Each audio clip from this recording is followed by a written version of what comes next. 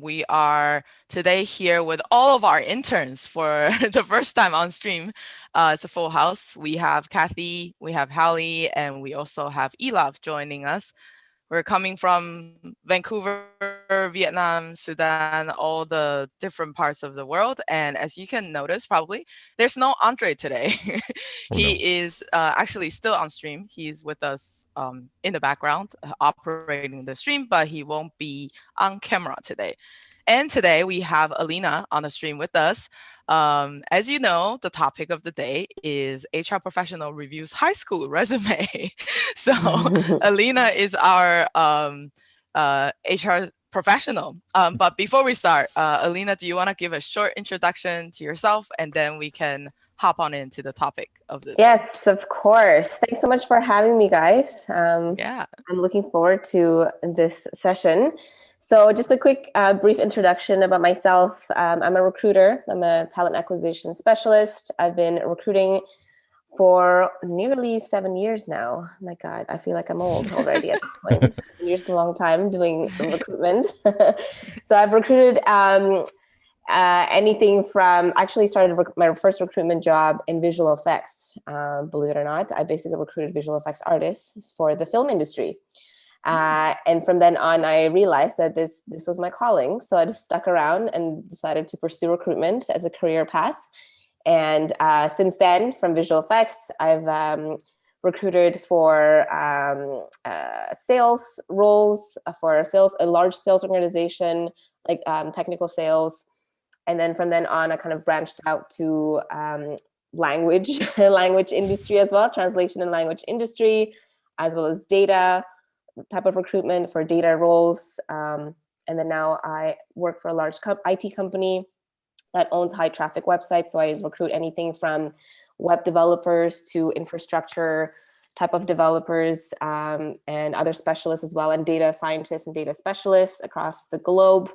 And here we are now. So I've recruited from a huge array of positions, from entry-level positions, like junior-level positions for recent graduates and stuff like that, all the way to internships, to specialty roles, and very niche, unique roles that are not very common. So there's a lot of headhunting that I've had to do, a lot of stalking people on LinkedIn and forums and whatnot to find these specialized and niche roles, as well as I've recruited for high volume type of positions too. So anything from admin to even customer service to sales to junior developers, all the way to like high level, director level positions. So I've seen it all. Right. A lot of CVs that you have seen in your life. Oh yeah. I can't even count how many CVs I look at in a day. Yeah. So, have you tried to count like how much like CVs honestly, you actually I see? used to in the beginning of my career, but then I got over it. Okay. It became out of hand. Okay, yeah. It was like, never mind. No more counting. Yeah. So what happened prior to the stream is we gave you 3 of our interns CV to kind of look over. And I'm gonna probably go maybe first of all in a little bit of like generalized question. And then we can go like specifically into their CVs and kind of examine it. So the first one I wanted to ask is a very general question. Do file type and naming of the file actually matter when you are submitting your CV? Because I think we had 2 PDFs, one PNG file, one of them called resume.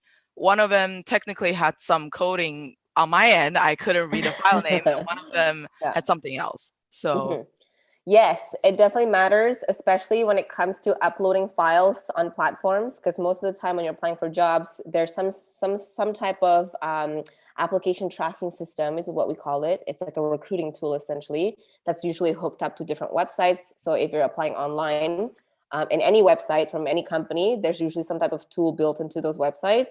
And those tools typically will either destroy your CVs or turn them into random symbols, depending on what kind of technology the companies are using. But the safest one is definitely PDF. right. That's the safest bet, because Word document can get distorted during uploads.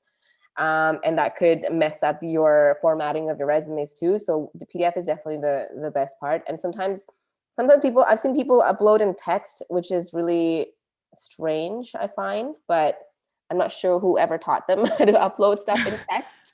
Right. But definitely PDF, so you can keep your formatting, you can keep your structure, and nothing's going to go missing. PNG, some tools don't read that, or they don't read image files, so avoid JPEG or PNGs type of files. Stick to PDF, and you'll be fine for the most part. For like majority of the tools, they should be able to read PDF and not distort them. Should the naming be something like the full name of the Yes. applicant? Yeah, for sure.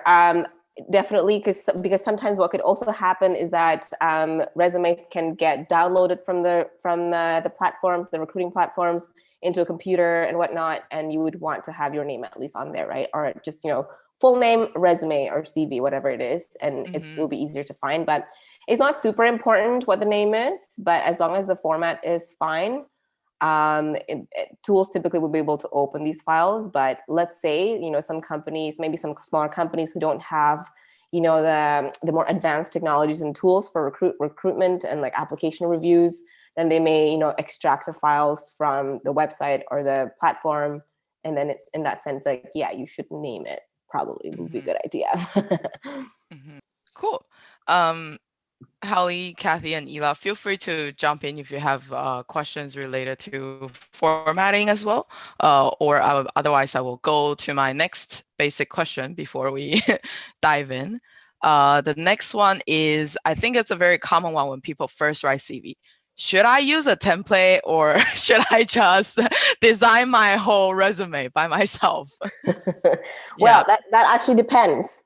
And the reason why it depends is because it depends on what kind of job you're looking for, and what kind of industry you're looking for. If you're looking for like looking to get a job in a creative industry, then you can design your own template because it shows some creativity skills, right? For example, if you're trying to get into visual-based type of work, or like marketing or digital marketing and stuff like that, or something that will require you to show your creativity skills, then yeah, go for it, right? But for roles that are a little bit more technical, like a developer role or an engineer role, or accounting even, or administration type of jobs that you're going to get into, not necessarily. You can find a clean template online. There's a lot of them that just super straightforward, clean. It shows what we would, as recruiters, what we would need to see, and then that's it, right? So you don't always need to create from scratch. There's a lot of templates out there that are free. Even Microsoft Word would have templates that you can use that are clean and nice, and nice to look at. So yeah, no, don't. Sometimes save yourself a headache. Use a template that's already available, that's already proven to work, right? Unless you're looking for to become a graphic designer, then I want to sneak in some of your abilities in there, so to showcase for it, I guess. Yeah, exactly. Okay, I have more basic question, but I think we can go into the first resume review because I can ask the rest in the resume review. So for sure. Yep, let's go into the first one. And here we have, I think, Hallie's resume. So this is maybe Hallie, you can give a brief introduction, like when you're writing the resume, like what kind of I guess future jobs were you thinking of, or like based on your experience so far, what is the focus of the resume? I write this resume to apply for a company about there's organize some international program for interns, and they offer for people who have experience in international program. So I used to take part in many program like this. So I just want to apply for this job, and I also have some experience in graphic design and marketing. So I think I'm quite kind of suitable for this position. So I just write this CV. Yeah. Okay. Awesome. So, so what was your train of thoughts when you created this resume? What did you want about yourself that you would want to stand out? I want to show that I'm kind of multitasking. I can do a lot of things, and they don't need to train. They don't need to put too much time to train to explain the job for me, things like that. Yeah. Okay, cool. And okay, sounds good. So I like that there's goals at the top, which is good. So it kind of gives us an idea as a reviewer that you have an objective, that you have an idea of what you want, which is important. We like to see people who shows confidence in what they want, right? Because for us, that shows character. So this is good that you have that you have some goals right at the top, and that you have some objectives and in terms of what you want to look for, right? So this is great. Let me just read this quickly. Okay, cool. So you're looking for international type of work, so that's good. So you've highlighted that you've taken some part in international student exchange programs, which is great as well. Okay, no, this is well written for sure. Let's scroll down a little bit. So now experience. Okay, cool. So I actually like this layout too, also because you said that you wanted to showcase your kind of marketing skills and digital like designing and graphic skills, right? So a little bit of artistic skills as well in there. So I like that. It's clean. There's some colors. That's nice to show some the artistic side, right? I mean, if you're looking for like some standard administrative type of job in an office as a receptionist, like this may not be necessary, right? But for your purpose, this works, which is good. And it shows creativity skills, and it's easy to read. And I like that you also included your email address, Facebook, Instagram, LinkedIn. LinkedIn is misspelled, so watch out for spelling errors there. So address. So this. Yeah, I was gonna ask about address that. and Yeah. pictures. Yeah. So this is different. I think it varies country per country. I'm not sure what is the standard in your country in Vietnam, but for example, even in North America, we don't really usually put address. Sometimes maybe like just the city, so that people who are hiring know where you're located, right? So you can put location like Vietnam or Canada or United States or whatever, right? You can state that, but your full address may not be necessary, right? Also, you don't really want to display your address to public. I mean, I wouldn't want to, right? I wouldn't want people to know exactly what my address is when I'm applying I for have a jobs. question regarding on the same regard. Mhm. Is it also okay? Because I know some countries you shouldn't include photos, Yeah. but some Yes. are. Is it in general, should we Yeah. not, just to avoid So that? in general, I mean, the thing is now with LinkedIn and social media, if I need to see what you look like, I can find you, right? As long as you have your LinkedIn link on there, technically you don't really need to put a picture in there. If you're again, it's the same depending on country per country, right? In North America, it's not common to put pictures for job applications, because there's a lot of things that can come around regarding showing a picture, right? You could create all sorts of different Biases. biases and stuff like that for people who are reviewing the resumes, and it could potentially cause a lot of a variety of biases with different people, right? So typically we would avoid putting pictures on the resume itself. If an employer or whoever really want to see what you look like, we can go into your LinkedIn, so so I mean, it's not like a modeling gig where you have to show a portfolio of what you look like, right? So it's not necessary. But if it's a standard, if it's normal in your country and you're applying for a job in your country and it's normal for there, then feel free to. I know for a fact that in Europe, a lot of countries actually would prefer that you put your pictures on there. Sometimes just like a little small icon, but it's not even in every country in Europe either, right? But definitely North America, United States is not very common to put pictures on resumes. Yeah, definitely not necessary, because we want to be able to look at your skill set and your experience and not based on what you look like, right? So it doesn't matter to us. It shouldn't matter what you look like anyway when it comes to employers hiring you. It should be based on your skill set and your experience, right? Yeah. Yeah. So it just depends on the country and where you're applying.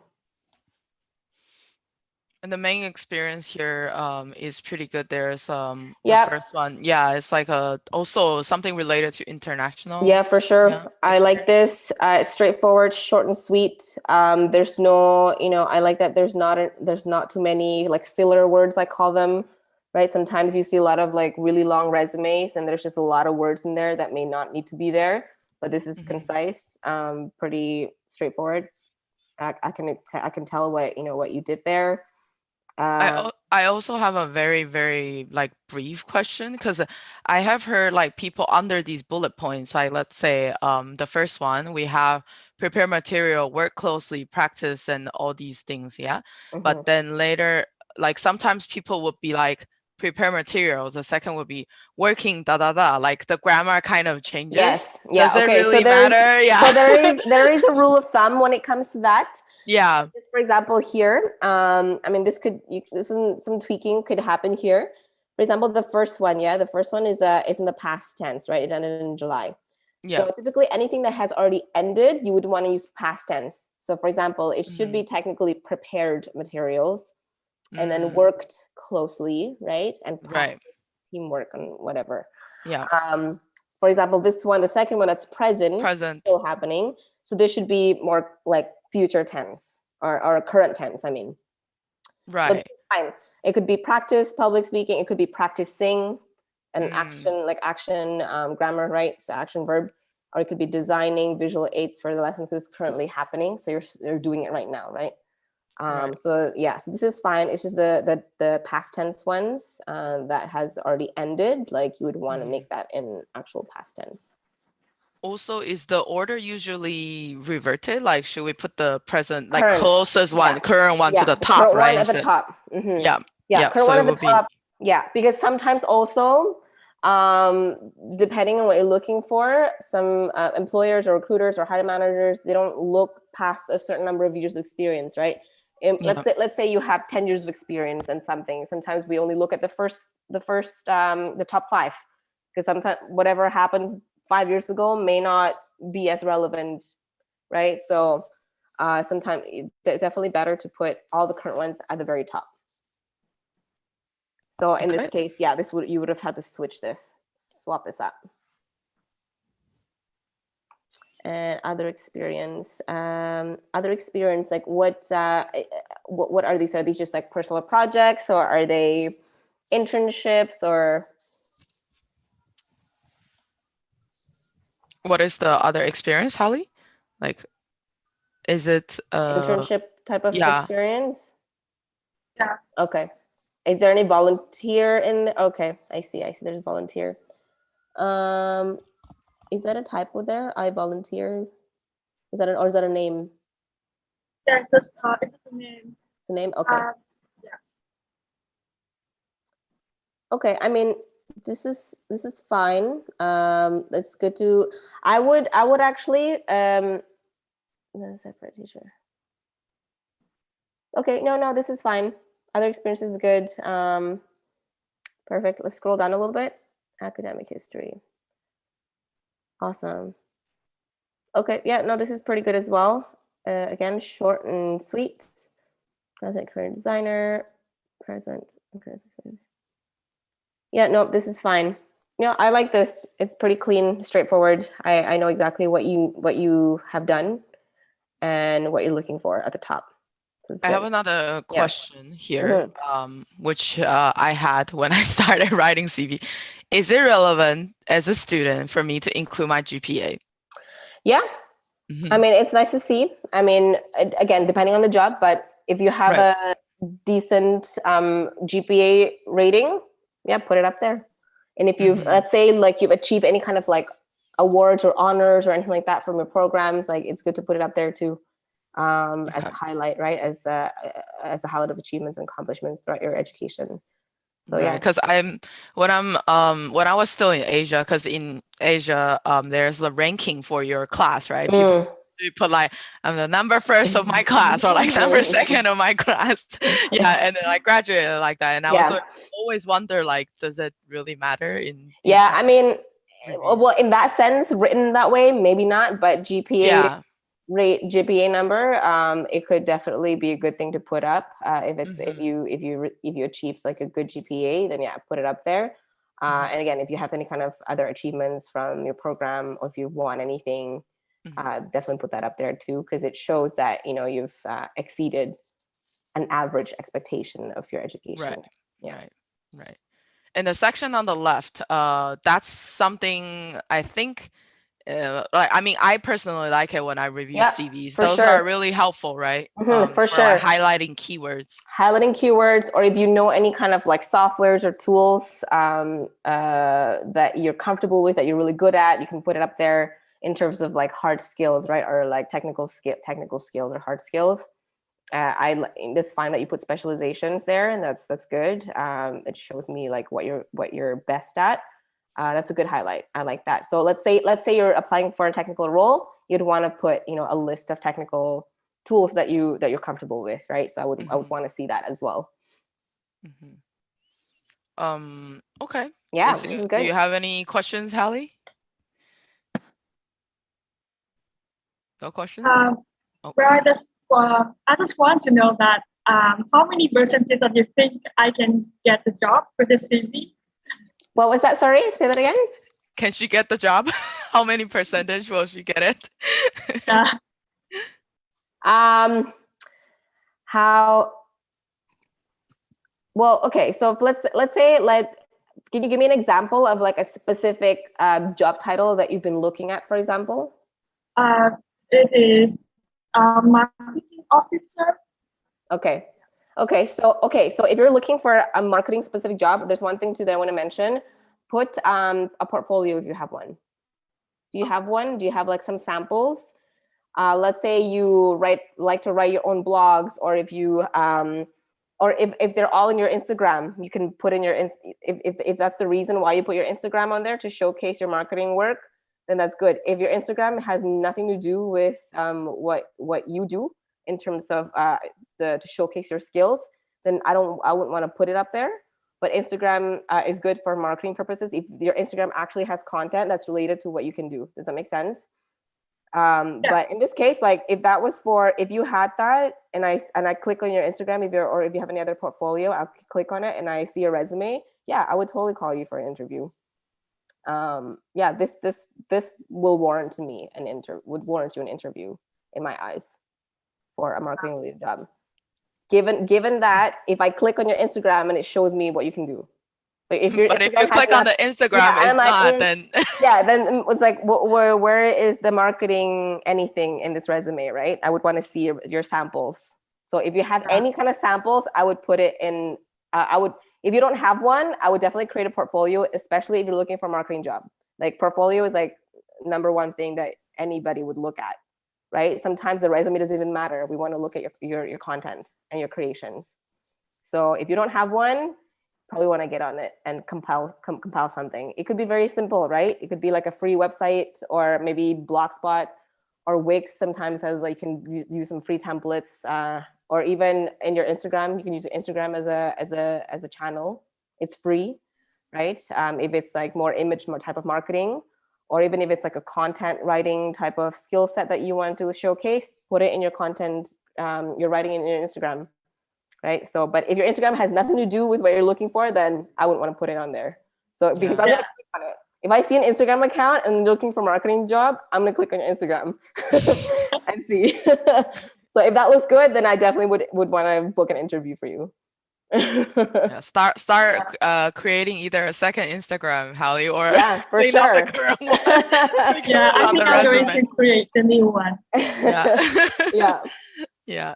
You could take over the marketing of the podcast and just be like, this is the podcast I marketed. Yeah, exactly. Let's say if you take over the marketing for this podcast, and you would want to put the website or the channel for this podcast, right? And you can put it in your experience that you do the marketing for this podcast. So then if I see the link, like, oh, this is the samples, I'm gonna click on it and I see the website or the YouTube channel and how it looks, and then I would know that you created that. Yep.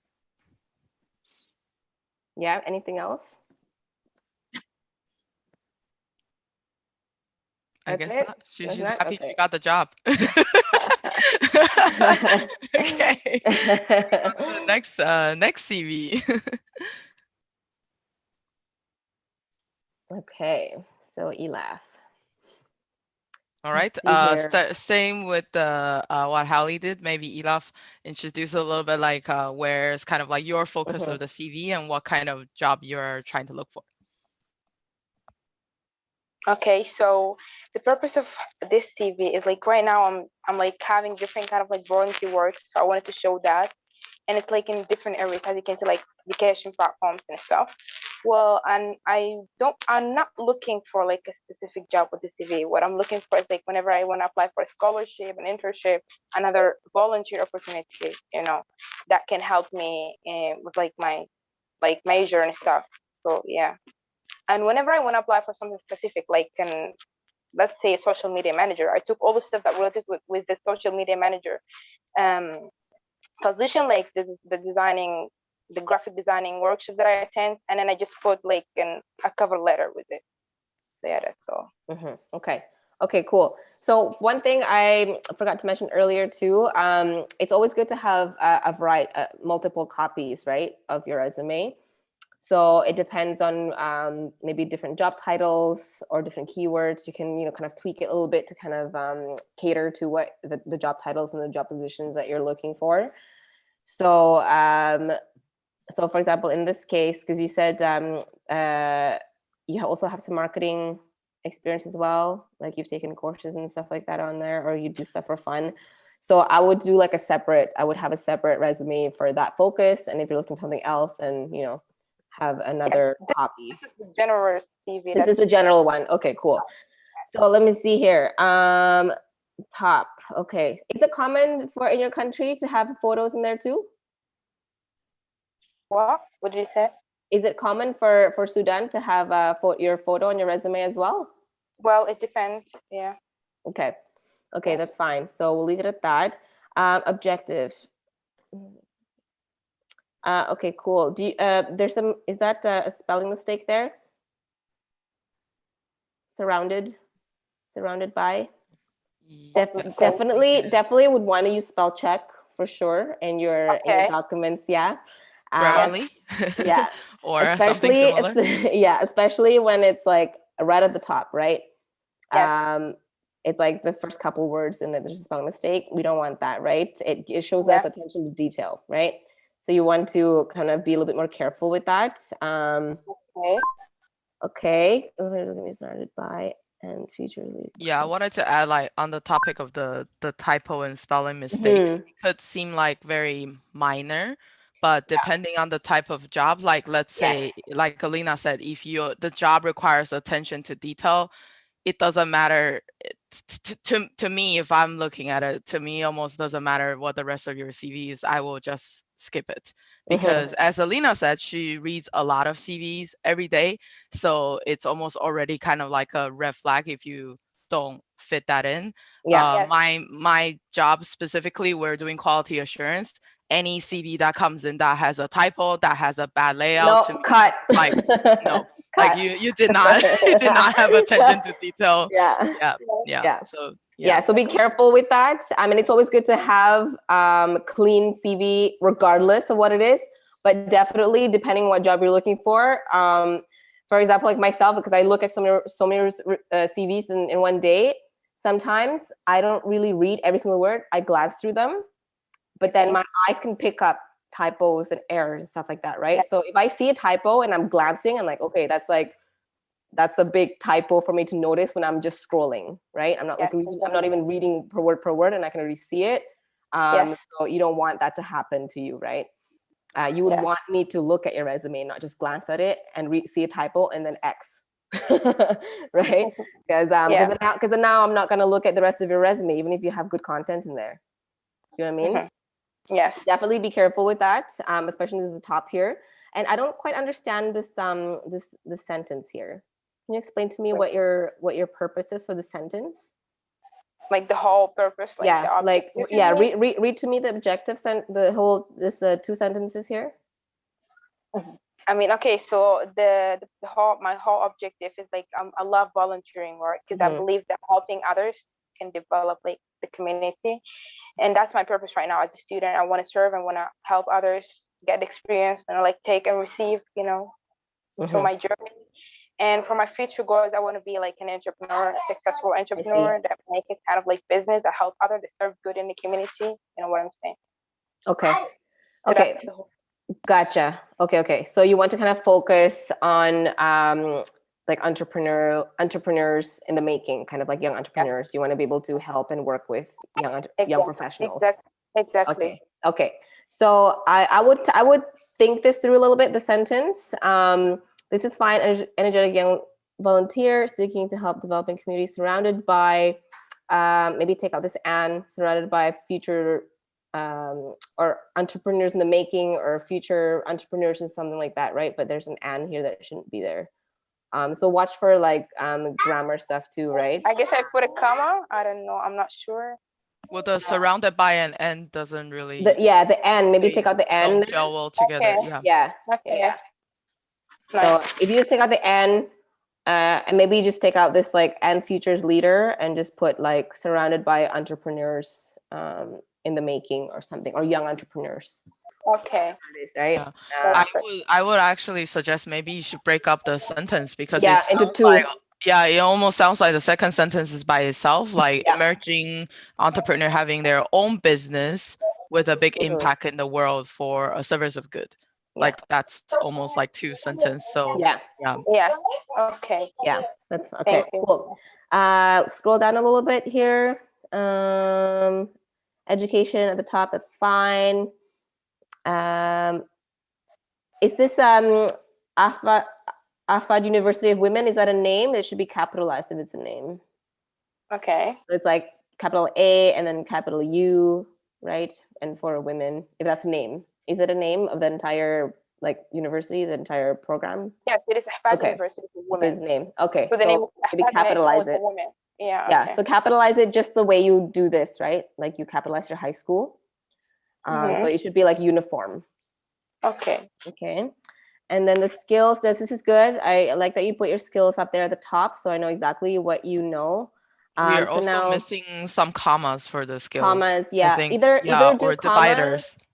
Yeah, if you let's say you find yourself running out of space, you can format it in a different way, right? For example, like this one, you can put maybe you can get creative. You can put communication dash fast learner dash or debating skills dash, right? So instead of doing it line by line, you can do it across, but like make it obvious that it's a style of your resume. Does that make sense? Yeah. So this one, there's a fast learner there. I think maybe you should just put fast learner. I'm not sure why there's a there. I think it's communication. Wait, I'm not sure now. Yeah, maybe remove the word. Yeah, fast learner is okay. Yeah, exactly. So the communication would be one, fast learner is one, teamwork is one, debating skills one. I think good can be removed as well, because you're putting skills. Yeah. So just be debating skills. Yep. Yeah. And then that's fine. The language is good too. Language is spoken. If there is a language section at the bottom, maybe you don't need the language in the skills, because then you have another language section. Yeah, she has a language section, so you can save some space for it. Yeah, exactly. Well. Yeah. So I would maybe take out from the top and then do a separate language section if that's something that you want to highlight about yourself. Yeah. If you're, let's say, looking for international type of experience, right? Like it's good for people to speak more than one languages. It just shows that you can learn multiple languages, which is good. So if your language section is something that you want to highlight, then have a separate section for it. If you don't really care much for it, then you can put it under the general skills, right? So it depends on what you're trying to highlight for yourself. Okay. So I already did a section for the languages, and then I just add them again with the skills. Okay. Yeah. You probably don't need to do it twice. Pick one or the other. And I see some like inconsistent like capitalization here. Make it uniform. You don't need to put caps locks and stuff like that. If you already have a dedicated language section, you probably don't need to kind of like make Arabic and English capitalized or French capitalized and stuff like that. Just keep it normal. When it comes to formatting, usually less is more, because if you're thinking about people reviewing the resume, like usually I think caps is difficult to read. So unless you have to, like, I would suggest maybe Yeah. not to do a lot of caps. And Yeah. it's kind of just like you want to make it as easy as it possible for the person to read it, because again, back to the point, there's a lot of CVs every day. Yeah. Yeah. And I'm not sure if you've ever learned about this, or if any of you have ever been told at school, maybe from writing courses or whatnot, but in resumes or in any documents that would require people to read something, it's definitely easier to pick a font that has the serif, right? So it's just better for your eyes. I think there's like a bit of a psychological explanation to this. I can't remember what it is. You can look it up online if you want, but I know that there's a psychological connection with the reading and your eyes and the serif. So it's things like Times New Roman type. If you notice it, there's little tails at the end of the words, and it kind of flows to the other word. Yeah. So there's an explanation. There's a scientific explanation. There's a whole study on this. But essentially, it's for any documentation that requires reading. For if you want people to read something, pick a font that's clean and that has a serif, because it makes your eyes like flow. It's easier in the eyes for people who are reading it. So FYI, just a side note there. So yeah, like look at Times New Roman. That's the simplest one, and it has a tail. Yeah. Okay. Yeah, and make sure that for the capitalization and stuff like that, make sure it's uniform in terms of formatting, right? If you're gonna say mother tongue, capitalized M, capitalized T, the other ones, reading and writing, like it should be capitalized too, but I'm not sure why they're speaking is capitalized. Do you know what I mean? So like make it uniform, right? Pick a structure and then follow it throughout the entire document. So it's not like there's bits and pieces that are not uniformed.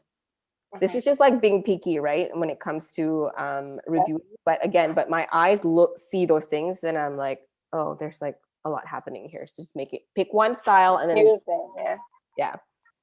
Cool. Interest, this is fine too. I would put things like interests and activities and any other additional stuff at the bottom, because I want to see your experience first, right? I want to see what you can do first, and then usually the interest and additional extracurricular stuff you can put at the bottom. Is it important to put interest, or is it better to leave it? Again, it depends on what you're looking for. Right. For example, if you let's say you're applying for a job that's like, let me give you an example. Let's say sales position, right? If I'm looking for a salesperson, I want to see what kind of other things outside of their work that they are interested in, because it shows me that they can communicate to different topics, that they can create conversations with people, that they have other side hobbies that can help with making them more personable in terms of relating to people. Does that make sense? If you're looking for like a desk job where you're just like typing away due to data entry, like I don't care for that, right? I don't care to look at your interest. But if you're doing things like marketing, anything that's creative that requires you to also, anything that's creative or anything that requires you to be a good communicator, like customer service type of positions, I would want to see what kind of interests and activities that you're interested in, because it shows me what you do outside of work that can make you a better communicator. So because typically, if you have a lot of interests, you are passionate for one. That means that if you're passionate, you're gonna be able to talk more, right? So you're gonna be able to relate to people better. So there's a little bit of psychology in this too, right? When it comes to relating to people and human relations and communication. So again, but if you're doing data entry type of work, it doesn't really matter what your interests are, because you're just typing stuff into a computer, right? So again, depending on what you're looking for here, if you don't think it's necessary for whoever's reading your resume to know what you do outside of work, outside of your day-to-day, then put it at the bottom. If it's a main part of what you want people to see, then put it at the top. So rule of thumb, whatever you want to highlight in yourself at the top and everything else is extra, put it at the bottom. Okay. Personal details in North America is not super common, like United States or Canada. We don't really need to see this. Again, that creates biases and stuff like that you don't want. We know we should never discriminate against any of these things, right? So you can take it out. It makes no difference to me, right? I don't look at this. It's just going to take up space anyway. Again, like if I want to see, like I can go to your LinkedIn if you have a link, right? So I don't need to see that. Yeah. I'm curious, what is the activities? Like I see these are kind of like debate related. And then there's also organization of events. Like are like I'm curious, just like back to the point of like, oh, if you're looking for like volunteer work, should debate even be here? Or it's okay kind of to leave it in? Because Yeah, this is a longer CV that we yeah, also haven't talked about, right? Because Hallie's is yeah. like one page and this is like multiple pages. Yeah, you can take that out probably because you also mentioned that you have good debating skills at the top there, the very first, the top of the page. So you can probably take this out if it's unless you've like won something. Let's say you won a debate league or something like that. That's like an achievement that you're super proud of. You can put it under. You can actually create a category that's like achievements, and then you can put all the achievements there. But if it's just like an event that you partake in, it may not be necessary because you've already mentioned at the top that your debating skills is something that you're good at, right? So I may not need to see this again. So it's kind of like redundant. Yeah. So you can shorten it for sure.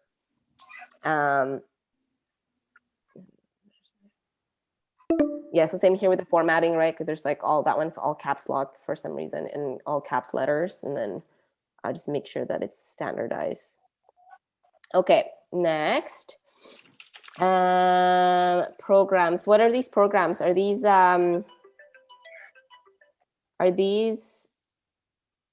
like outside of like school programs or? What kind of programs is redundant? Because I can't remember exactly. Like, is there like courses? I'm like, oh, like, yeah, these programs, like what are they? Are they like additional are they courses, like school courses? Yeah, it's like kind of like you know, it's not related to like the major that I study. It's something like out of the university. Okay, okay. So I would, you know what I would do? I would for you, like I would have extracurricular experience, right? Because I mean, it's good to showcase that you are active in different things, right? Because it shows me that you're motivated enough to like be able to participate in a variety of different programs. So instead of having like that section at the top there where it has activities, I would just get rid of that and then put what's important from that section into a category that's called extracurricular experience. That is perfect. Yeah. So then you can put, you know, how real life works and all of this stuff in there too, right? So instead of having two separate sections. Make sense? Yes. Okay, cool. Scroll down a little bit. Yeah, you can definitely shorten this and make it more concise. Now, courses and workshops. I don't think this is like too relevant. And there's some typos in there too, so be careful again.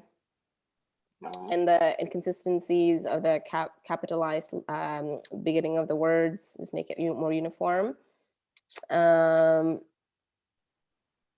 I don't think this is super necessary because again, you've already mentioned this, like the debate training and stuff like that. And it's a little bit of a duplicate. Yeah. So you could probably get rid of all this entirely, to be honest, and just add it to your skills at the top. Right? If there's anything extra, like public speaking wasn't mentioned at the top, maybe you can want to put that in the top of the skills list. And then leadership skills as well, like you can put that at the top and then just get rid of this entire paragraph. Make sense? Yeah. Okay, because this one also mentions your languages, which you've already spoken about at the top too, right? Cool. Scroll down, volunteer experience, and then there's a huge blank. PDF, yeah. PDF anything. Yeah. This is PDF actually. This is PDF? So need to be careful about this. Yeah, you typically don't want to have these kind of like big gaps in your CV because who knows, like people might scan through, they thought they finished, right? They click away. Yeah. So and then and make sure that here we have like empty bullet points as well. Yeah, for sure. Clean that up. Yeah. And you could probably also concise this and make this into one category, or even take out the ones that are less exciting than the other ones, right? Like, for example, like if you've won anything here, if you've received something that you're proud of, then put it in the achievement section, right? So remember I mentioned create an achievement section if you've like accomplished and won certain things. Instead of like listing all the activities that you've been to, maybe pick the top 3 that you're really proud of, that you did really well. Because what's going to happen is that if you put it in your resume and you get interviewed, I'm going to want to ask you about it, right? So what's this, Holt Prize at university for women? Like, what did you do there? What did you accomplish, right? So maybe just pick your top 3. If you've participated in like 10 of them, pick your top 3 where you were like, I killed it. Like, I did amazing. I can speak about it all the time for like an hour, right? So if you can, so just pick your top 3 and then get rid of the other ones that you don't really want to talk about.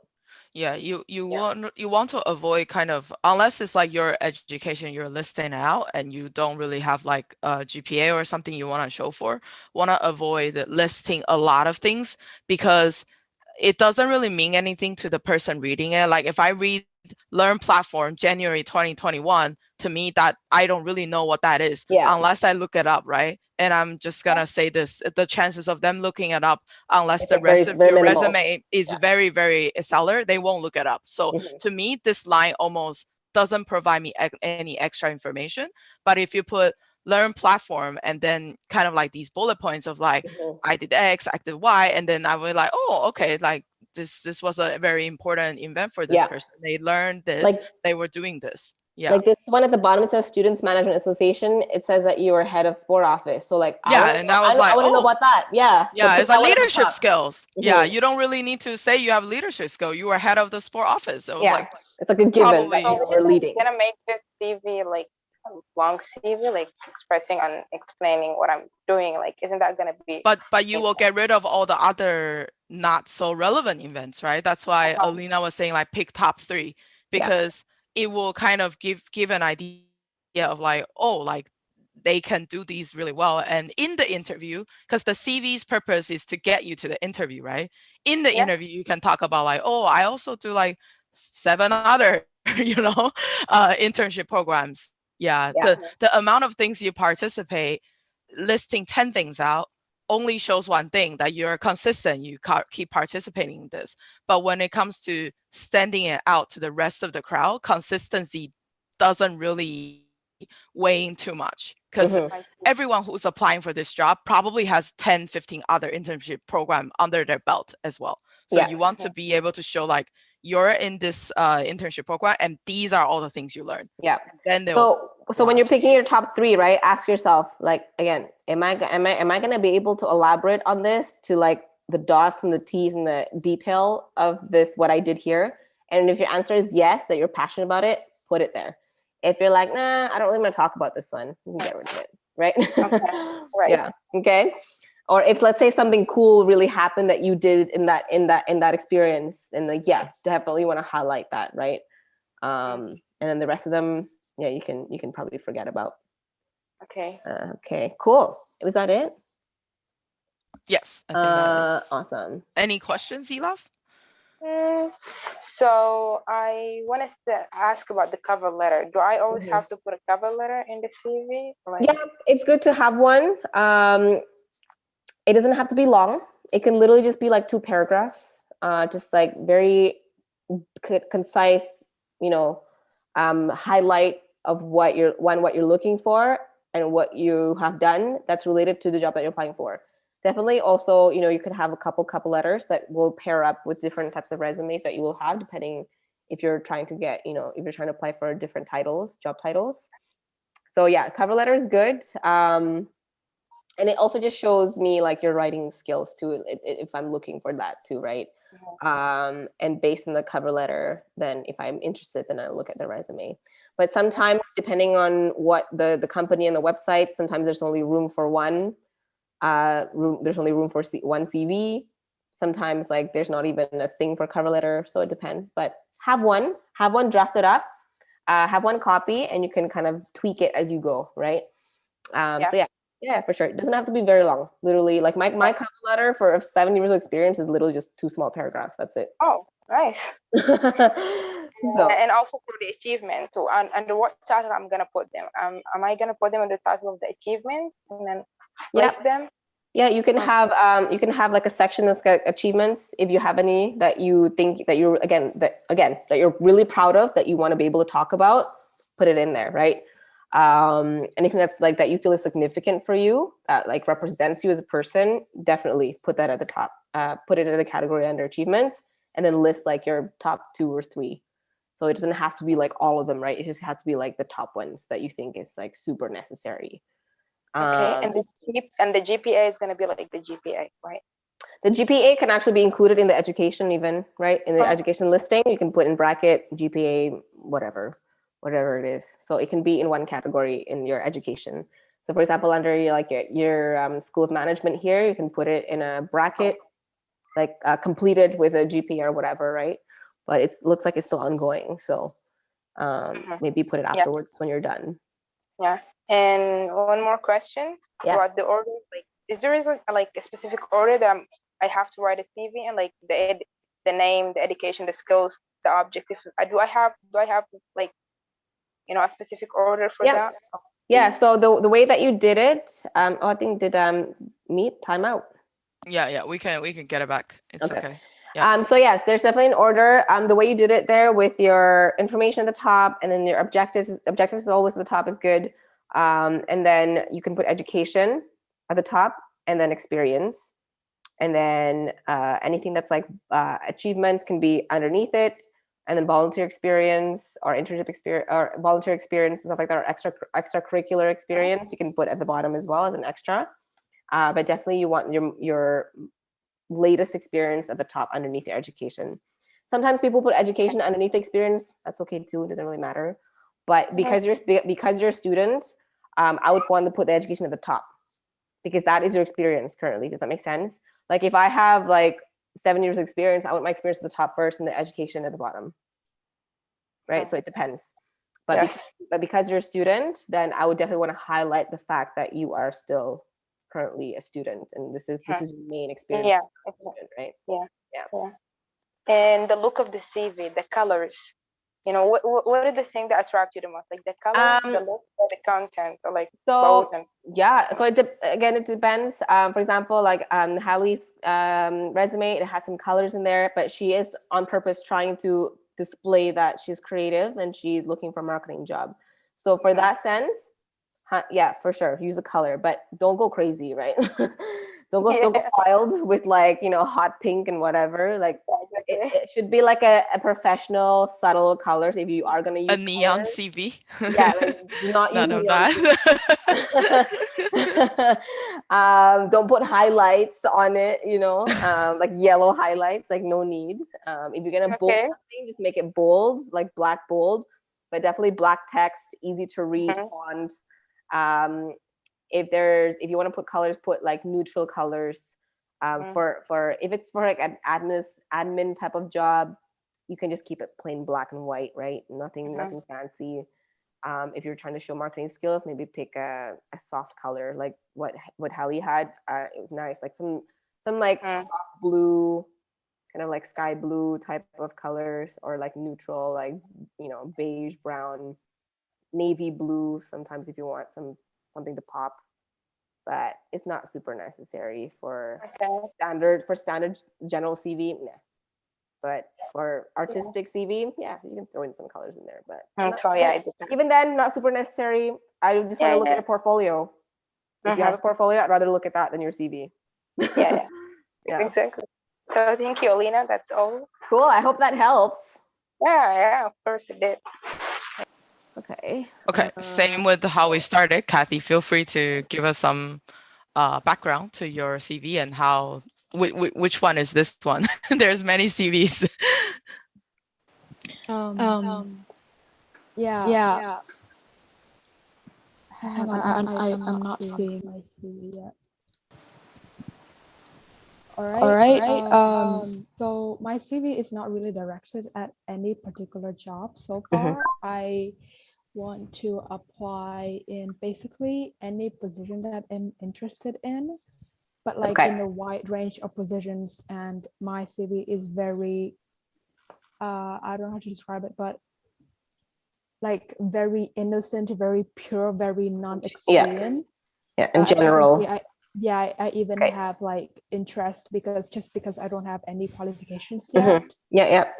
Also, I don't have any specific job that I'm applying for. I'm not applying for a designer job. However, what I want for my CV is the flexibility that I'm a purely a high school student. I'm not even in college yet, but what I want to show is that I have had this sort of experience here and there, and that I'm willing to learn.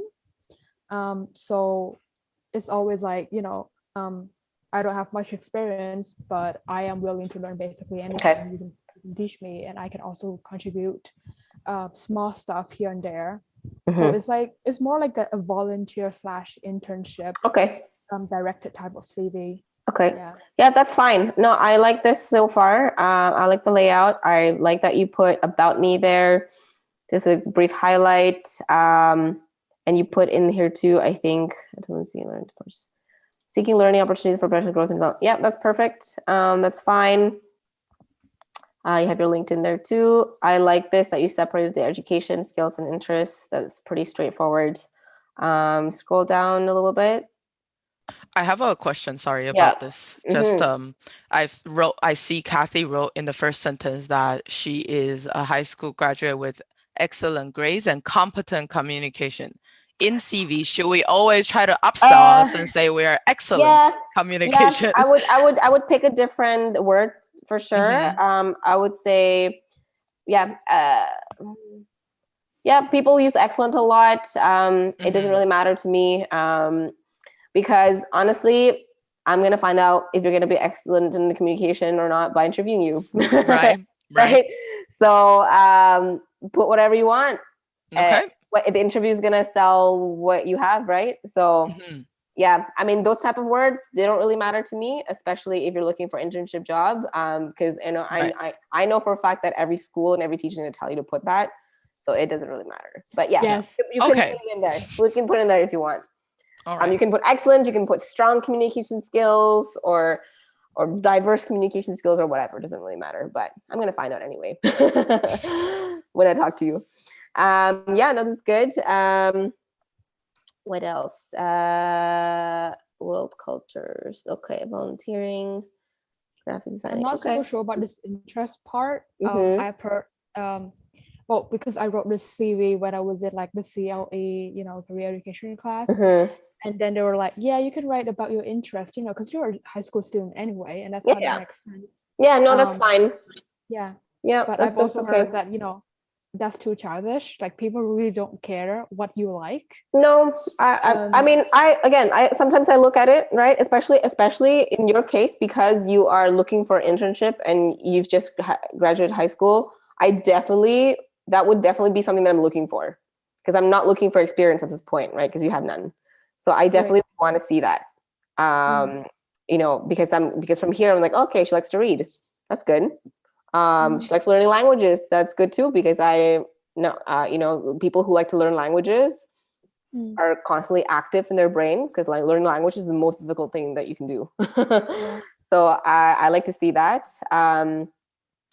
World cultures, that's good too. That means it shows me that you're a curious person. So I like that too. Volunteering, great. Graphic designing, sure, why not, right? Like, I like that, because you don't have experience. But if you do have experience, again, like I mentioned earlier, like you can put interest and hobbies at the bottom, because if it's not too irrelevant, some recruiters, some hiring managers look at it, because let's say for example, like, let me give you an example. Let's say you're in a sports team and I'm looking for a competitive salesperson.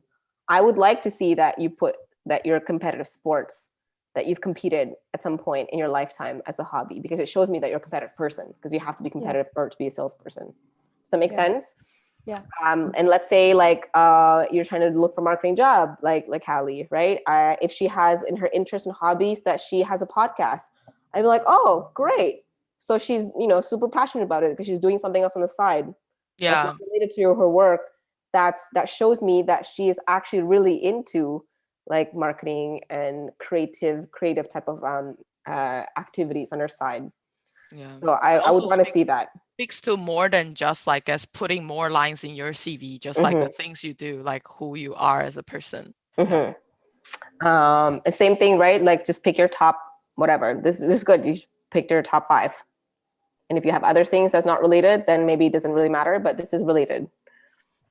So that's good. Now, if we go down a little bit here, so volunteer and training experience. Cool. Content team member. Maybe want to capitalize that if the one on the bottom is also capitalized, just being nitpicky here. Producer, intern, right? You want to follow the standard, the same formatting at the top. So maybe capital T and M for team member is the job title, right? So yeah, so this is the same thing as mentioned before, because this one is still present. You want to use like present tense grammar, like present tense verbs. Yeah, like organize or organizing, researching, developed, to change it to develop or developing, right? Yeah. And then same with the bottom. Yeah, this is good stuff. Solutions. The title of your podcast is wrong. You said producer intern, but you're the dubbing editor of this podcast. All right, fine. Yeah. My bad. Gotta put that in. Yeah, no, just kidding. We're saying it because Kathy's the one that helps us do audio cleanup, and she's okay. And we found out 2 interviews ago there's an official name of the job, the dubbing editor. Yeah. There you go. So change that up. Yeah. Yeah. So this one's good because this one is current and present tense, producing podcasts and present. Yeah, that's good. As co-host. Just for fun, because you're very active in this podcast, I would even mention how many you've done. It's like numbers? Numbers, yeah. Produce XY like episodes and stuff. Like produce like 10 episodes or whatever it is, right? That would be good to know. Clean more than 10 hours of audio. yeah, literally. That's a lot. That is a lot. For this one, I'm curious, since she worked on this podcast, does it help to put the podcast channel or like the link to the CV? Yes, for sure. If you're heavily involved in the podcast, 100%. Right. Yeah.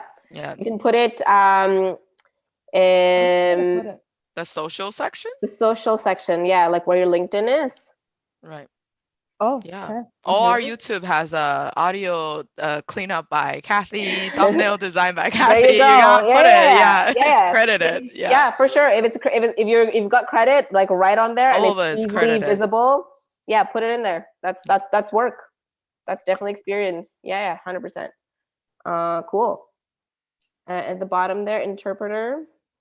That's good. So it's in past tense. This ended, yeah. Yeah, it has ended. Yeah, it's good. It's past tense. Okay, that's fine. Cool. At the bottom there it says reading mentor. Okay, yeah, it's past tense. It's good. At the bottom, anything else? Is that it? Yep, that's it. Yeah, it's pretty simple. Easy to read. There's a little bit of just a formatting thing there. I don't know if it's because it's Word or if it's in PDF. No, it's in PDF. There's a little formatting thing there with the Eco Vietnam group. Just make sure that it's aligned. Again, being nitpicky here, but yeah. I was going to ask, Elina, do you feel like this is one pager? Yes, but it's a very compacted one pager. Yes. Like, should Kathy work on? Yes, getting rid of some stuff? You can definitely reread the sentences and then cut out some words, some like what I call filler words. Right. So just give an example here. Because I noticed that you stretched it, like you stretched the borders, right? So you've taken up like literally the entire page. Yeah. So you can definitely condense it a little bit, give some like nice margins on the side. For example, let me just pick a sentence. I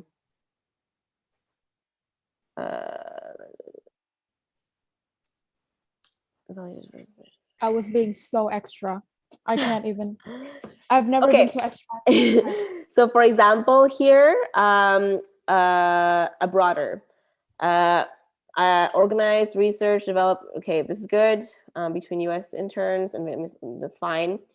A supervisor of a session, assigning tasks, editing materials, keeping track of tasks. Okay, I would even, I would condense it in a sense that, for example, you could put assigning and keeping track of tasks. So that's like one. So you've literally just cut out like 4 words in there instead of mentioning it twice. Do you know what I'm saying?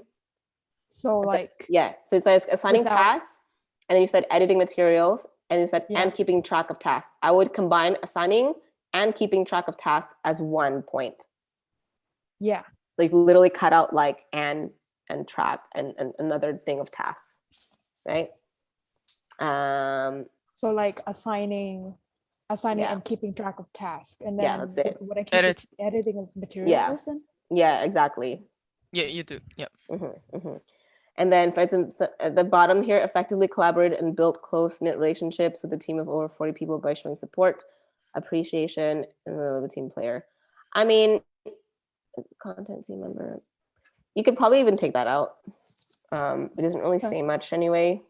Yeah.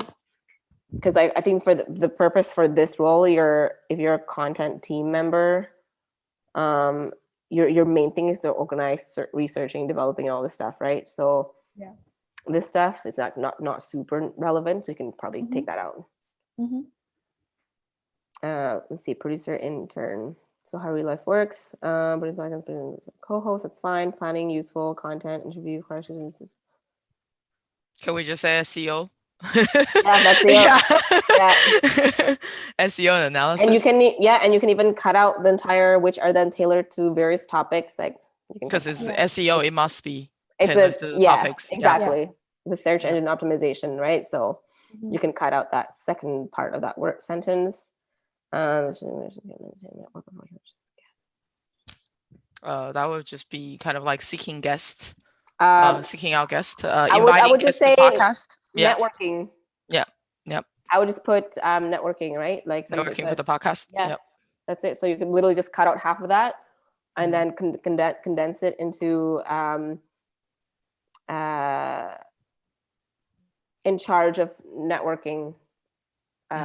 For in charge of like finding guests, finding guests, or networking for guests. Yeah.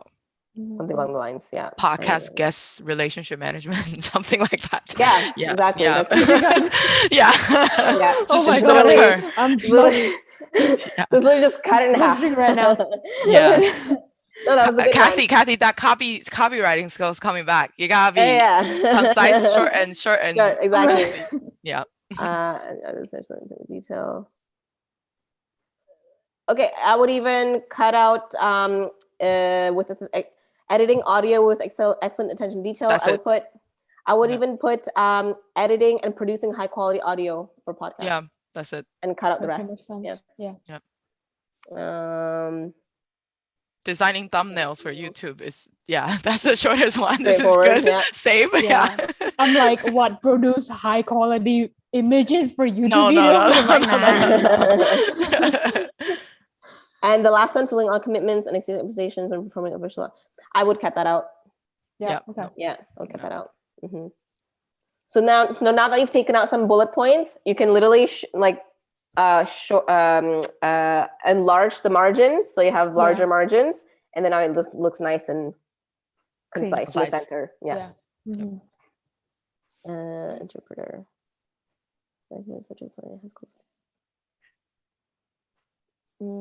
Okay. Yeah, similar logic for the rest of the points. I would, for the second point, for example, facilitated communication, such as mediating discussion between foreign teachers and Vietnamese students. That's it. And then cut out the other ones. If you're since Elina is a professional, right? So she can look at it and immediately know how to shorten stuff. So if you're doing it by yourself, you have no idea like how to shorten it. For sure. I would suggest start with the ones that has like, see that one, manage classroom, kept student engaging, because the role model is literally 2 words. It created an extra line. I will start with these and try to see if like I can like change these a little bit to at least get some spaces back.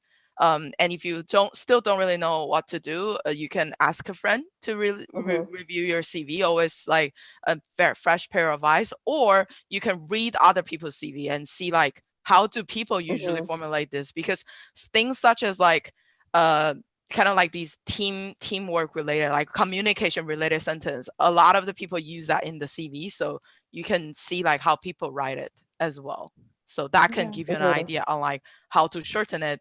It seems very easy when Elina is doing it because she's seeing lots of CVs and she knows exactly how to make it short and sweet. Yeah, for sure. And then sometimes it's just choice of words. Yep. Yeah. Right. Sometimes like just finding synonyms of different words can, for example, like, you know, you can look online, right? Synonym of whatever word that you're looking for, or synonyms of role model, for example, and give you a whole list of stuff. And sometimes depending on the context, like each word can give like a whole different meaning without having to say like a whole sentence. Does that make sense? Right. Yeah. Right. So yeah, use the resources, right? Use Google, use synonyms.com or whatever it is, and find different words and play around with it. Like type it out. Maybe type out a couple different versions of sentences and read it yourself, and have somebody else read it, your friend read it, and just have them pick which one kind of makes more sense for them. Yeah, and especially Annie. especially Kathy, you can see you have a longer sentences here, right? Remember what we do in the copywriting? We try to check for readability. So you can use tools to check like if people actually can read your sentence really fast as well. Because the longer it is, the more difficult it becomes for the reader to follow. Despite everyone is educated and all, everyone wants to read grade 3, grade 4 sentences where it's just short and easy to understand. Yeah, exactly. And for a lot of the times, recruiters, like we deal with CVs like, you know, like hundreds in a day. We don't have time to read word per word. It's even sometimes like mentally, like we just somehow our eyes get attracted to certain keywords, like a computer. Like SEO. If I look at this immediately, I'm like SEO. I'm like, oh, okay. Literally, I'm like SEO. Okay, podcast, great. Yeah. Right? Like, I'm literally pick out things and I immediately delete everything else in my head.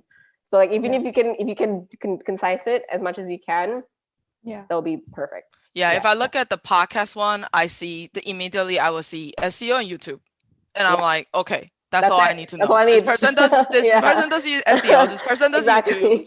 Great. Yeah. It's like a podcast with a video, and I connect it, and I kind of go to the next experience. Yeah, 100%. 100% valid point. Cool. Does that help? Do you have questions, Kathy? Absolutely. Well, I was just asking about, you know, like the interest stuff.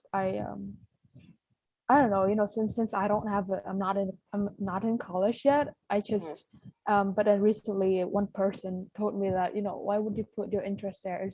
It's kind of unprofessional. That, you know, why would people care about? Like, first of all, let me ask you this. Books do you read? You know. Let me ask you this though. Who told you that? A non-HR professional, but then she's like she's like a non-official HR person. Okay. You know what I mean? Like she, you know, like a recruiter of a very, very small crew of of organization. What do you think? Would you want to know if what she's interested in, if she's an internship applicant? Yeah. I want to see if like, because if you know a lot of different things like hobbies and stuff, I can see like where you are as a person. Like, are you on the creative side, are you on the analytical side, or like are you like Elina said, a great communicator? If you just put like, let's say if I'm back to the point of like if I'm interviewing for like marketing or something like that, if I put streaming, is that like, does it say something bad? Like, I love streaming for games. Like, that speaks a lot of things. To come up with a stream, you need to know certain, you know, concept when it comes to content creating, right? So it's unilateral experience that recruiters or people looking at your CV can find. And 100%. like Elina said, you don't have anything like better experience to put on there. So your interest and hobby speaks highly of you as a person, because at the end of the day, CV is about you. You are the product that's being sold, right? You are the topic of the copy.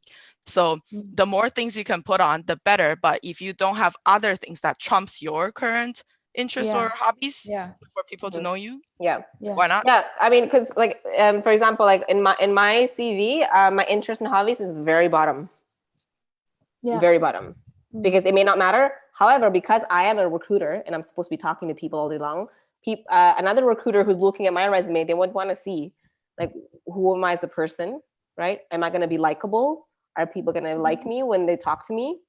Are they like, is she knowledgeable about stuff, right? Because that's going to show in my interest what kind of person I am. In my interest and hobbies at the very bottom of my resume, I think I put stuff like traveling. I'm a dance instructor, so that shows me that obviously like I'm comfortable with talking to people all day long because I'm an instructor. So it's like, okay, well, she's a recruiter, she's a dance instructor, it makes sense. Connect the dots, right? So she must be a good communicator if she's also an instructor and a recruiter and she travels. Right. So does that make sense? There's definitely like psychology in there, and it depends on the audience and what you are too, right? Because you mentioned you don't have experience, that's okay. For a lot of the times when companies are hiring interns, they want to know that you are trainable, that we can train you. So it doesn't matter if you come with no experience. But if I see in your interest that you like to read, that's good, because I don't even really like you're learning, right? But like, you know what I mean? But it's not relevant for my job for me to know, to be able to read a lot. Does that make sense? My job is to communicate. So like, if somebody's hiring me, they would want to see that I'm a good communicator. But that's like first and foremost as a recruiter. But if you're looking for an internship, you want to learn, that I want to see, it's like, oh, she likes to read. That's great. That's what I want. I want people who like to learn, who like to read, because reading means learning, right? Again, learning languages, amazing. Language is one of the highest, I guess, hardest things to learn. Yes. Yeah, you can. Hardest things to do. If you think about it, you can search things in Vietnamese and English. That's like already a big plus. Yeah, you get access to more knowledge. Yeah. And now I'm just messing up with the two. Oh, that's a different story. Haley understands here. I write wrong spelling all the time. So people who learn language all have this struggle. Yeah, especially let's say if you know German capitalize every nouns, and you start capitalizing all your English, and teachers will be like, right? That's German. That's such a weird thing of German. Yeah. But however, if you have 5 years experience later on in 5 years, then your interest may not be necessary anymore. Then you can put it at the bottom, or even get rid of it. Right. So But for now, for now, it's good to have it there. Yeah, I think it really makes sense too. I mean, we're a high school student. We are, fresh out of the water. We don't expect you to know anything. Mind. Yeah. So we just want to know that you are eager and you want to learn, and that you like to learn new things. That's the most important thing about companies hiring internship, is so that we can teach you stuff. And I think I realized that, with this resume, and since I'm not specializing in any particular area, it's pretty hard for me to get a job, as like a job, not an internship job. Because I feel like my resume is not really orienting towards a particular area. It's pretty all over the place. I have experience as a producer, as a dubbing editor, and then I have experience, as a mentor, teaching English, and then I have experience as it's writing this content, that content. That's okay though. That's okay though. I mean, like, for me, as looking at a resume, and if I know that you're just finishing high school, like, I don't really care if you have experience from all over the place, because it actually shows me that you like to learn new things. That's it at the end of the day, right? I don't expect, like, nobody is going to expect you as a recent high school grad to specialize in anything. Even if you're like, 25 years old to 30 years old and you've bounced around from one job to another, it's like, okay, well, I mean, I would want to know why they're bouncing jobs, but I also would want to know what the reason behind it, because sometimes, like, you can expect people to, specialize in anything, really. Like, sometimes it takes time. Sometimes you could be in your later years in your life and you're like, okay, I want to specialize in this. So, like, not every recruiter is going to think that way. Like there's a lot. It's more and more common now that recruiters are more open-minded because the job market is really hot. Everybody's looking for everyone. Everybody's looking for work. There's a lot of talent out there, and companies are hiring globally now too. So there's a lot of different types of cultures we have to deal with, different ways of communicating, different ways of working, different peoples from different walks of life. So like we don't expect people to know what they want to do. Which makes your profile actually very nice, Kathy, because how many high schooler can say they have worked in a space across time zones? Like this is challenging for adults. For sure. Yeah, 100%. Yeah, across time zone, being on time and showing up in this, that's dedication. That's not very, that's not just something like you can get it out of the school, it's a different kind of experience. So it's not really true to me that you have no experience. Like I'm pretty sure if you were to interview like for like a job at a dubbing editor, you can put so many things out there. Your Audacity skills is not even up there. Like how you use audio programming and all these things, those are all relevant experiences. But I want to ask one thing probably a lot of the students think about when they look at jobs. There is all these requirements, at least 2 years relevant experience, at least 5-year relevant experience. Should they still go for it and submit their CV if it says that? Right. So this is my pet peeve as well as a recruiter, right? I see like when I see, for example, just as a scenario here, when I see somebody who's, let's say, a recent graduate from a university or whatever, and they're applying for a role that clearly states lead or like manager position, it's like, okay, let's get real here. You've just graduated from university. Like there's no way you could be leading anybody at this point, right? So know yourself, right? Like understand what it is that you can offer and be true to yourself. So let's say the role is a state's entry-level junior or entry-level position, and it says 1 year of experience and you just graduated. Apply for it. Because one, it says entry-level, and if it says junior, it's junior. So you graduating from university, you're a junior. So be true to yourself. Don't lie. Don't lie about what you know and what you can do, right? Be honest with yourself and really look at yourself and think, can I do this job? Look at the requirements. Can I do this? Can I do this? Am I qualified for this? Even if it says 1 to 2 years experience, but you've had, let's say, internship experience or like side projects that can warrant you to be able to do some of these tasks that are listed on there, then go for it. But if you're like, if it says like 5 years plus of experience and you're a junior, like it's not going to make any sense, right?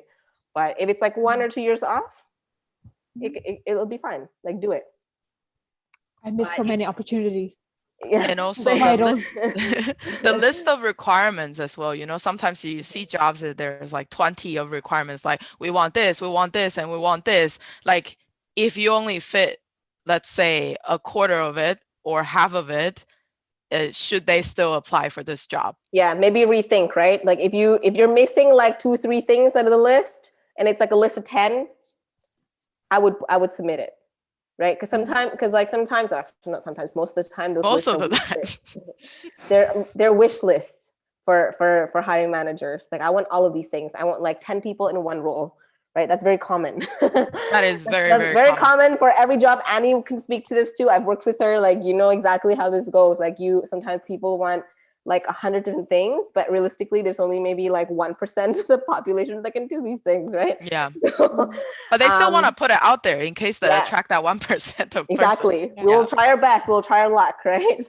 To find our unicorns, I call them. So, but yeah, no. If you're missing a lot, then it may not be the job for you. Maybe you're not ready for it yet. If you don't know exactly, let's say it says 5 years experience, but it's titled wrong. Sometimes it's happened. Sometimes they title it junior, but it says 5 years experience. Maybe there could be a typo. Or you can Google, search for similar type of roles and read those ones and see if it makes sense that this job says 5 years experience and it says junior. Does that make sense? So do a little bit of research as well on your end. Like you have internet is a massive resource. I would definitely highly suggest Googling stuff if you don't understand what the job is asking for. Maybe that job position is just a weird one, and then maybe there could be something else that would make more sense. You know what I mean? So play around with it. Google for sure, do your research. But yeah, again, most importantly, be true to yourself and understand what it is that you can offer. And if you're just graduating and you're looking for a manager position, it's not going to happen. Like if people like me like see it, I'm going to skip it. I'm like, you just graduated. There's no way that you could be managing anybody or be a lead, right? But you could be potentially an intermediate potential. You could be junior that can, if you're a rock star, you can be an intermediate level within a few months, depending on what it is, depending on how hard you work, right? So if it's like 1 or 2 years off, like definitely submit. If it's more than that, then I would reconsider. I would do some research first to see if there's any other options or similar jobs that you can get into instead. That's a little bit more junior for your, or that's more for your level, right? Yeah. One final thing I want to add maybe is also when I was graduating, I also like to add things in the resume to kind of give it a, how do I say it, like time element, just from this point of learning. Like, for example, I would say like my debate club. I was a member the first year. Second year, I was an activities officer. Third year, I'm a consultant. So you can see like how fast I can progress in a role. Like if I do like 1 or 2 years of this, I can learn really fast. So that is something also good to highlight, I would say. Oh, for sure. Yeah, put in your activity. They can see like this person is dedicated in this topic. When they're dedicated, what's the capability they can do? So you can put like, Kathy, you are with us from February. So like by this time, I produce X amount of episode. Like Elina said, put some numbers in it. I became like the main person to do the audio engineering. Am I? Can you I'm giving you examples. Yeah. Or you can say like, and then within X amount of months, I became the let's say the whole marketer of this. If like Hallie's learning like SEO, thumbnails, and all things. So so that's like, let's say for ELAF, for example, progression. if you for example for ELAF, like if you wanted to have like the accomplishment section, right, that would be a great place to put stuff like that in, to highlight the accomplishments. So that's something that, Kathy, you can have on your resume too if you want to add. So that's like reached the title of dubbing editor by after 2 months of milestones. Yeah, milestones, exactly. Important. Yeah, for sure. To highlight as well. But like I can literally write like after 2 months or something, or like by whatever. Or like within 2 months, produce like 10 or something. Oh, okay. Right. All right. So when I see that, I'm like, oh wow, okay, like she completed 10 episodes in 2 months. Yeah. And that should be it. Any final questions from our interns? Or everyone's ready to get out there and get a job? Useful. Comments, questions? I don't think I have that many questions. It's just I should go get a degree first and then put it in my resume, so that it becomes much easier for me. No, I mean it's such an old thing and not aligned with the podcast value, but still I kind of still want a university. And I don't know, I just want to say thank you. It was super useful and very enthusiastic. I'm happy to help. Yeah. I hope every HR person is like you. Really,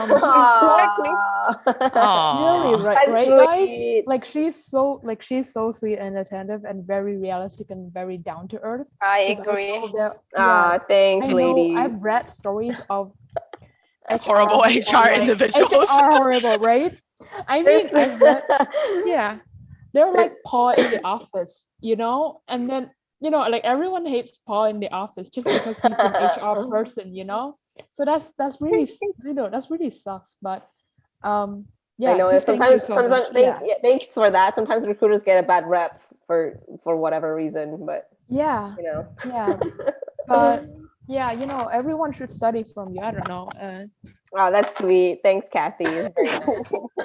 Well, I'm very happy to have joined you ladies in this, and Andre. Okay. It's just like silent. The man of the podcast in the background. Yeah. Thank you for making this happen. Yeah, for sure. Thanks for having me. It's been a pleasure. Yeah. I'm literally glad that we had this discussion. I'm sure a lot of people can, learn from it. Yeah. Obviously, I'm just one opinion, right? Take everything that I say with a grain of salt. But if I can make you think or rethink stuff, then that's my goal, for you to rethink stuff. If you don't agree with me, and that's fine too, right? Like you have your own opinions, you have your own network of people that you learn from, that you listen to. So whatever kind of lesson in your life, like whatever you hear, take it with a grain of salt. Do your own research to make sure that you develop your own logic and sense based on the information that's given to you, right? So don't believe everything that people say. Don't believe everything the internet says either, but do your research, right? That's, at the end of the day, that's a lesson learned here. Do your research. I'm just one opinion. If you think something that I say that doesn't make sense to you, go ask somebody else, right? And that's totally fine to do that. You don't have to learn just from one person. You can continue to learn from literally everybody you talk to. So I wish I can edit my resume right now. I'm just gonna send to Elina, and that, can you just stamp your like HR approved, and so that I'm like, no one. My resume is HR approved. Hey, you guys have my information. Feel free to reach out if you ever need anything. Okay, like don't even be afraid if you need any advice or whatever. God, that's so sweet of you. It takes me no time to provide this type of help. Like I can literally just look at a resume very quickly and give you some updates and input.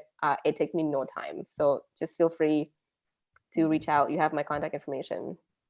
Yeah, do you have all your friends send their CV to you as well? Yeah, on a daily basis. You're like, can you please edit this? Like, can you look at it? Can you like circle stuff that doesn't make any sense? Good times. Good times. I'm happy to help. Good times. Yeah. Thank you so much. All right. Thank you, everyone, and thank you. Thank you for joining us on the stream. For sure. We'll see you all next time. Good luck with all of you. Goodbye. Thank you.